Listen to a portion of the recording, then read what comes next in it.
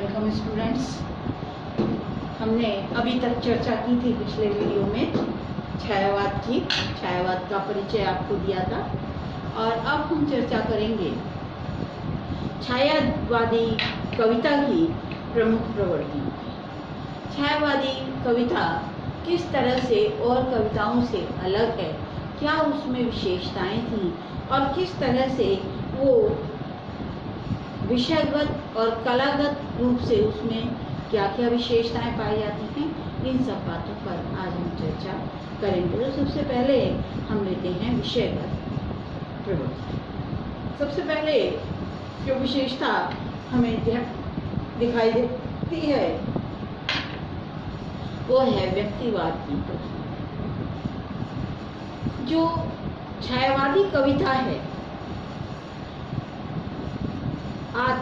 आधुनिक युग में जो औद्योगिकता अधिक बढ़ गई तो उससे प्रेरित व्यक्तिवाद जो है इस कविता में ज़्यादा है। आधुनिक युग में प्रतिद्वंदात्मक व्यवस्था, अधिकार स्वायत्त और पूंजीवादी मुत्व्यता के परिणाम स्वरूप व्यक्तिवाद का जन्म हुआ। व्यक्तिवाद के फलस्वरूप छायावादी कवि ने स्वच्छंदतावाद, कलावाद की दुहाई दी जो नैसर्गिक थी। केवल आध्यात्मिक पक्ष और दार्शनिक प्रवृत्ति तक ही छायावाद नहीं है। छायावादी कविता मूलतः व्यक्तिवादी कविता है। वो प्रथम विश्व युद्ध के बाद की जो हिंदी कविता है वो आदर्श, उपास्य लोगों के सुख दुख के विषय में और लोगों के रहन सहन के विषय में नहीं झांकते। संसार की परवाह उन्हें नहीं है, वो अपने मन के भीतर झांकता है। विषय वस्तु की खोज वो अपने मन के भीतर से करता है। छायावादी कवि को अपने व्यक्तित्व के प्रति अगाध विश्वास था और अहम की भावना उसके अंदर थी। जयशंकर प्रसाद का उच्छ्वास, आंसू इस अभिव्यक्ति के सुंदर उदाहरण है। महादेवी के काव्य में भी यदि देखें तो व्यक्तिवाद की प्रधानता है और महादेवी वर्मा ने तो कहा है कि अनुभूति जितनी व्यक्तिगत होगी उतनी ही प्रभावशाली होगी और शायद इसीलिए इन कवियों की अनुभूति अत्यंत प्रभावशाली है जो अपने दुख का वर्णन वो इस कविता में करते हैं। तो इस तरह से इस कविता की एक विशेषता ये थी कि ये कविता व्यक्तिवादी कविता थी। इसमें कोई असामाजिक भावना नहीं है। विशेषता छायावादी कवि का जो रुदन है वो रूढ़िगत संघर्षपरायण भारतीय खास और रुदन है। शिवदान सिंह चौहान ने कहा है कि कवि का मैं प्रत्येक प्रबुद्ध भारतवासी का मैं। इस कारण कवि ने विषयगत दृष्टि से अपनी सूक्ष्म अनुभूतियों को व्यक्त करने के लिए लाक्षणिक भाषा और अप्रस्तुत रचना शैली को अपनाया है। प्रतीक व्यक्तिगत सुख दुखों के रोने धोने तक ही ये कविता सीमित नहीं थी, ये आत्म केंद्रित नहीं थी। निराला ने लिखा है कि मैंने एक शैली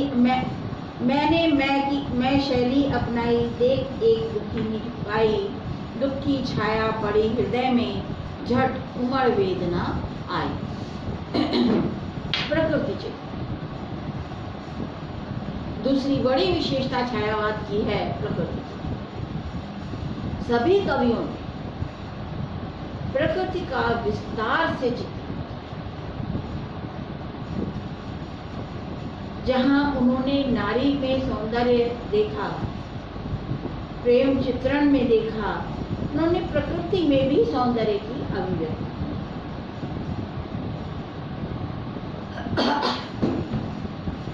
उन्होंने प्रेम की अभिव्यंजना अलौकिक रूप से की है। रहस्यवाद का चित्रण किया है। छायावादी कवि का मन प्रकृति में खूब रमा है और इन्होंने प्रकृति के ऊपर मानवीय सत्ता का आरोप किया है। प्रसाद, पंत, निराला, महादेवी सभी कवियों के काव्य में प्रकृति का नारी रूप में भी चित्रण। एक दो उदाहरण मैं प्रस्तुत कर रही हूँ जयशंकर प्रसाद के। कामायनी में जो आशा सर्ग है उसमें प्रकृति का बड़ा सुंदर निरूपण है। रात्रि का सुंदर वर्णन करते हुए एक नायिका के रूप में कर रहे हैं। ऐसी नायिका जो मुग्धा नायिका है। पगली हाँ संभाल ले, कैसे छूट पड़ा तेरा आंचल, देख बिखरती मणि राशि, अरे उठा बेसुध चंचल। एक और जगह कवि प्रकृति के विकराल रूप का वर्णन भी बड़े सुंदर शब्दों में करता है। सिंधु सेज पर धरा वधु, ये प्रलय का चित्रण है। सिंधु सेज पर धरा वधु अब तनिक संकुचित बैठी सी, प्रलय रात के हलचल स्मृति में मान किए सी, ऐसी सी नायिका के रूप में प्रकृति का चित्रण उन्होंने किया।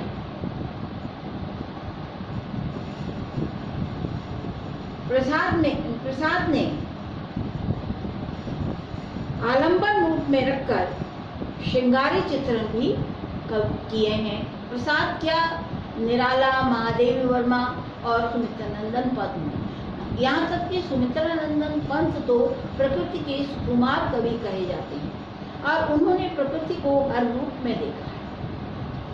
प्रकृति से बातें की। जहाँ उनका जन्म हुआ था कौसानी, वो प्राकृतिक रूप से बहुत ही खूबसूरत प्रांत है और वहाँ पर वो घंटों प्रकृति के दर्शन किया करते थे और बचपन से ही उन्हें प्रकृति से प्रेम हो गया। और उनकी जो कविताएं उन्हें देखकर कहा जाता है कि पंत प्रकृति के सुकुमार कवि। कहीं भी उनके प्रकृति संबंधी श्रृंगारिकता में ऐन्द्रियता नहीं है, श्लीलता है और सात्विकता है, सौंदर्य का वर्णन है। इस तरह से छायावादी कवि को प्रकृति ने पूरी तरह से विमुक्त किया है। अब जो है नारी सौंदर्य का चित्र।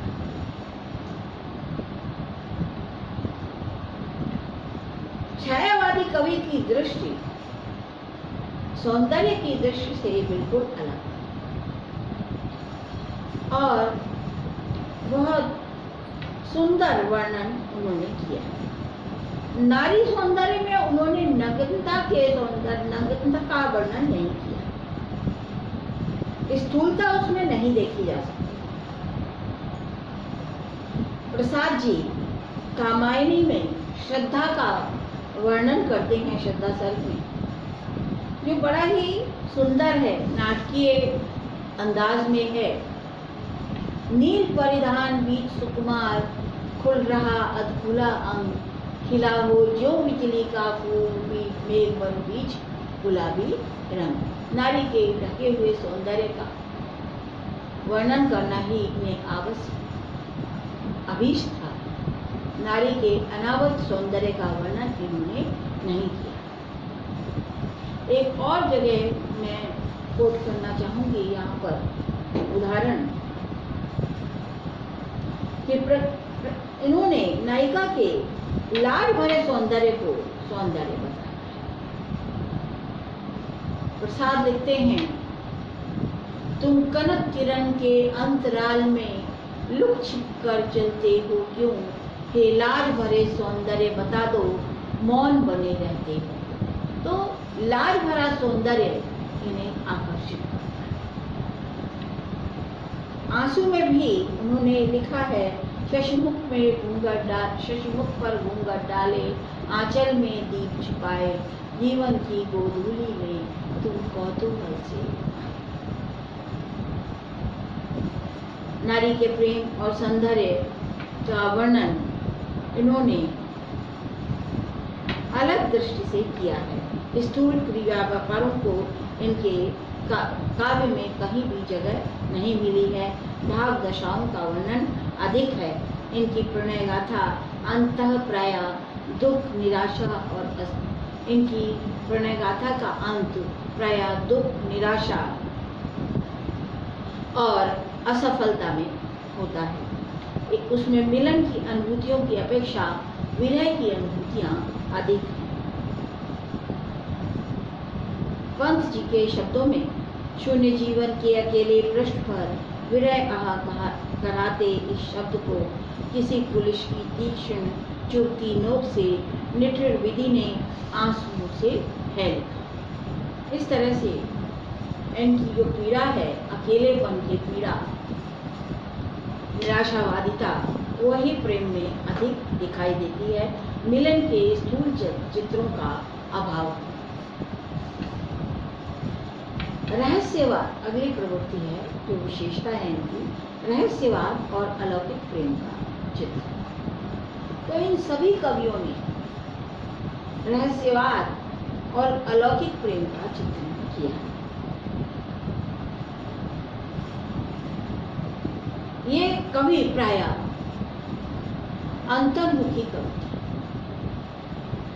और अनुभूति तथा आध्यात्मिकता इसमें पाई जाती है। बाह्य पदार्थों की ओर इनकी नजर कम ही गई, आंतरिकता अधिक है। छायावाद का कवि रहस्यात्मकता से परिपूर्ण।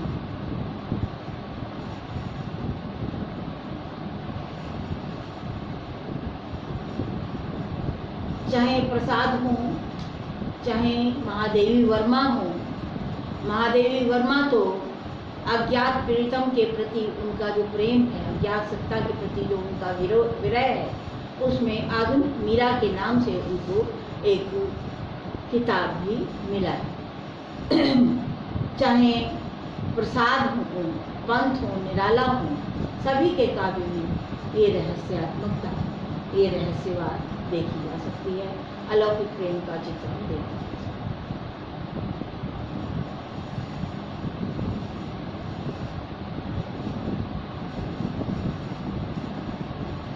जहाँ हम आंसू काव्य को लें, लहर को लें, झरना को लें, सभी में हमें इस रहस्यात्मकता के चित्रण मिलते हैं। कामायनी में भी इस रहस्यवाद के चित्रण हमें मिलते हैं। इसके अतिरिक्त महादेवी वर्मा का मैंने जैसे जिक्र किया, उनके काव्य में भी इसी तरह के चित्रण मिलते हैं। निराला तत्व ज्ञान के कारण तो पंत प्रकृति सौंदर्य के कारण रहस्यों में हुए। प्रसाद ने उस परम सत्ता को अपने बाहर खोजा, परंतु प्रसाद पंत निराला में वो रहस्यवाद की गहराई नहीं है जो कबीर और दादी दयाल आदि हैं। रहस्यवादी कवि लौकिकता से अलौकिक और स्थूल से सूक्ष्मता की ओर अग्रसर होता है, परंतु छायावादियों का क्रम उल्टा है। ये सूक्ष्म से स्थूल की ओर अग्रसर होते हैं।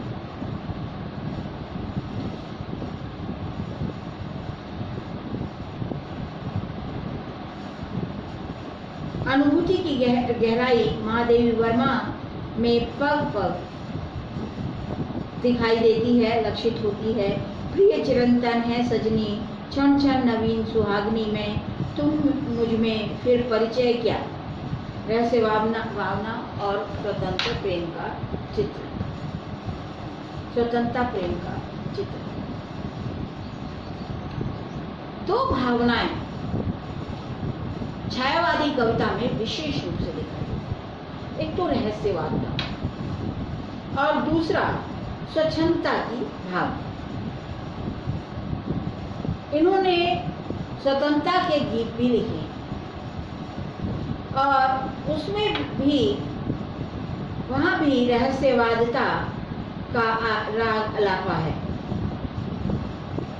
राष्ट्रीय जागरण की कोख में पनपने वाले स्वच्छंदतावादी छायावादी यदि रहस्यात्मकता और राष्ट्र प्रेम की भावनाओं को साथ साथ लेकर चला है तो इसमें कोई आश्चर्य की बात नहीं है।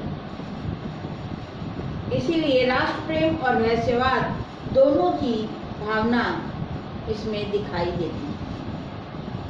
अरुण में ये मधुमय देश हमारा, या हिमाद्री तुंग श्रृंग से प्रबुद्ध शुद्ध भारती तथा माखनलाल चतुर्वेदी, मुझे तोड़ लेना बनमाली, उस पथ पर तुम देना फेंक, मातृभूमि पर शीश चढ़ाने जिस पथ जाए वीर अनेक। अगली प्रवृत्ति है स्वच्छंदता। छायावादी कवि ने स्वच्छंदतावाद की प्रवृत्ति को अपनाया। अहमवादी होने के कारण विषय, भाव, कला, दर्शन, समाज सभी में स्वच्छंदतावादी प्रवृत्ति अपनाई। उन्होंने अपने हृदय उद्गारों को व्यक्त किया।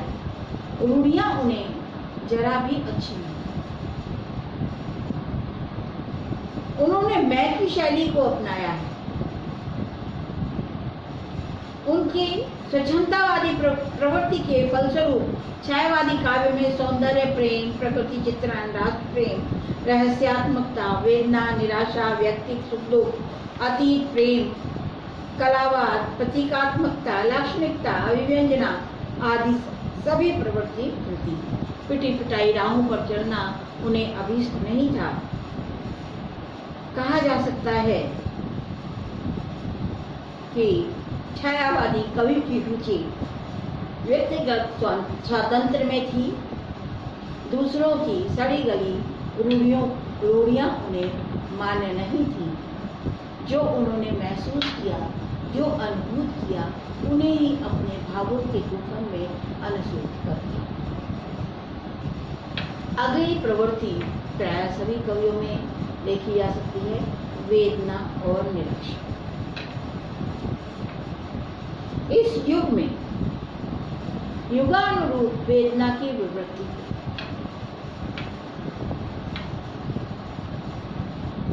कहीं ये असीम वेदना करुणा के रूप में तो कहीं निराशा के रूप में व्यक्त होती है। प्रसाद कहते हैं, जो घनीभूत पीड़ा थी